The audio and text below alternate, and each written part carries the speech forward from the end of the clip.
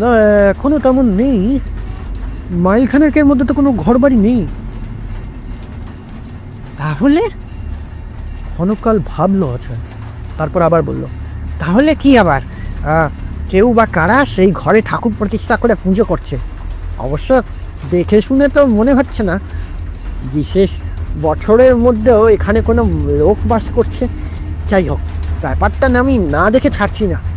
আওয়াজ শুনে মনে হচ্ছে এই মন্দিরের মধ্যে থেকেই আওয়াজটা আসছে। চল তো, এই এই সেই ঘরটার মধ্যে নিয়ে চল আমাকে। যে ঘরটায় বলেছিলি লোহার পাতে ঢাকা গুপ্ত পথ আছে। বললাম, সে ঘর তো আমি জানি না, তবে শুনেছি পেছন দিকে। আচ্ছা চল দেখি। আমার সেদিকে যাওয়ার মোটেই ইচ্ছে ছিল না, কিন্তু পাছে শহরের বন্ধুদের কাছে আমি ভীরু কাপুরুষ প্রতিপন্ন হই, সেই ভয়েতেই আমাকে ওদের নিয়ে যেতে হলো।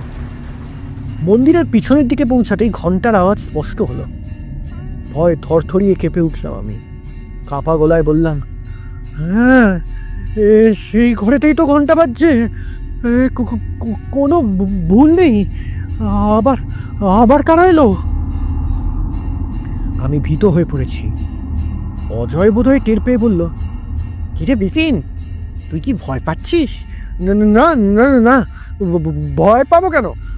তবে তবে তবে ভাবছি কোনো নরবলি টলবলি হচ্ছে না তো? অজয় বলল, দেখা যাক না কি হচ্ছে। আমি বুঝতে পারলাম রতন আর শ্যামলেরও এইসব ব্যাপারে উৎসাহের অভাব আছে। ওরা দুজনে কেমন যেন মিয়ে রয়েছে। আমার মতোই অবস্থা আর কি। ভীতু কাপুরুষ প্রতিপন্ন হতে চায় না বলেই নিরুত্তরে এগিয়ে চলছে। অজয় আমার কাছ থেকে আগেই টর্চটা নিয়েছে। টর্চের আলোয় দুই পাশ দেখতে দেখতে সে এগিয়ে চলল। যে কটা ঘর দেখলাম, কোনো ঘরেরই দরজা জানলা নেই। সব উইয়ে নষ্ট করেছে আর ভেঙে চুরে পড়েছে।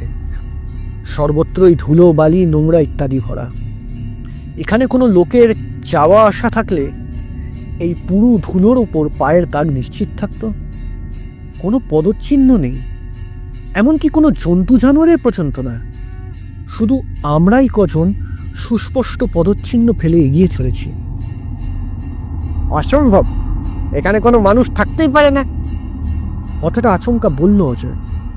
তবে আমি আর শ্যামল দুজনে একই প্রশ্ন করে বসলাম। অজয় বলল, আর তবেটা যে কি সেটাই তো জানতে যাচ্ছি।